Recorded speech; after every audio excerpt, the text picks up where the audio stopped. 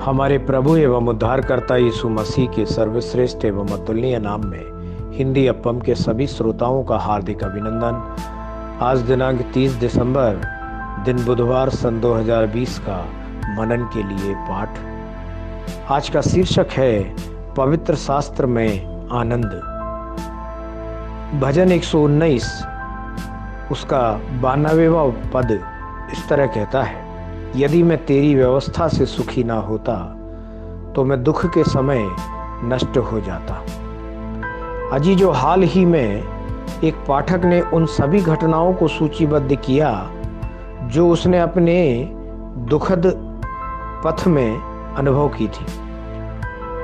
उन्होंने जिन बीमारियों का सामना किया, परिवार की गरीबी, समाज के विश्वासघाती कृत्य और अपने करीबी और प्रियजनों की मृत्यु तथा कुछ अन्य दुखद बातों को सूची में शामिल किया था। अंत में उन्होंने लिखा था, यदि बाइबल मेरा मानसिक आनंद नहीं होती तो मैं दुखों में डूब जाता। हाँ, पवित्र शास्त्र आपको परमेश्वर के वचन के द्वारा सांत्वना देता है।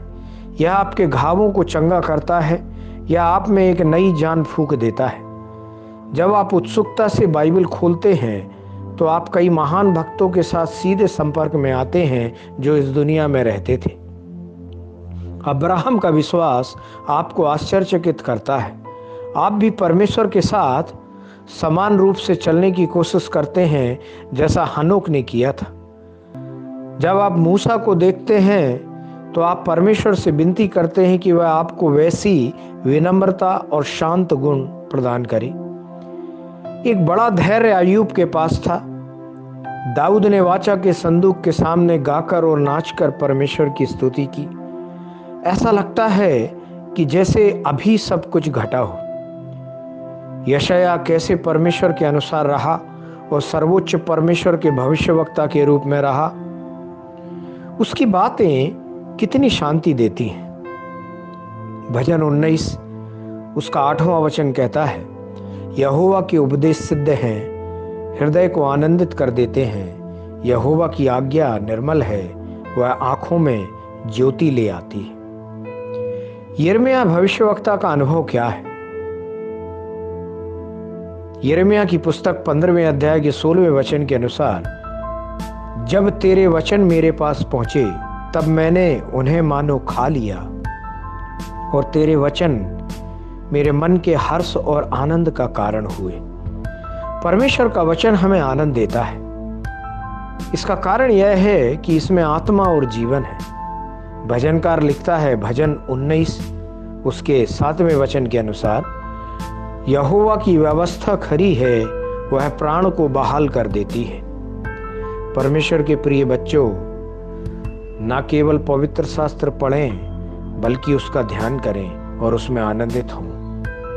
मवेशी घास चरते हैं, ऐसा लगता है जैसे वे घास चरते समय जल्दी में हैं, लेकिन चराई के बाद वे किसी अन्य स्थान पर जाते हैं और सामान्यतः जुगाली करते हैं। जब वे ऐसा करते हैं केवल तभी उनके द्वारा खाया गया भोजन उन्हें ताकत देता है। दाऊद कहता है, मेरा ध्यान करना उसको प्रिय लगे, क्योंकि मैं तो यहोवा के कारण आनंदित रहूंगा। भजन 104 उसके 34वें वचन के अनुसार। ज्यादा और ज्यादा ध्यान करने से उसे खुशी मिलती है। वह कहता है, जैसे कोई बड़ी लूट पाकर हर्षित होता है, वैसे ही मैं तेरे वचन के कारण हर्षित हूं। भजन 119 उसका 162वां वचन। आज के ध्यान करने के लिए जो वचन लिया है भजन 92 उसका 4था वचन, जहां इस तरह लिखा है, क्योंकि हे यहोवा तूने मुझको अपने काम से आनंदित किया है और मैं तेरे हाथों के कामों के कारण जय जयकार करूंगा। परमेश्वर इन वचनों के सुनने पर, पढ़ने पर, मनन करने पर और इनके अनुसार चलने पर आपको बहुतायत से आशीष दे।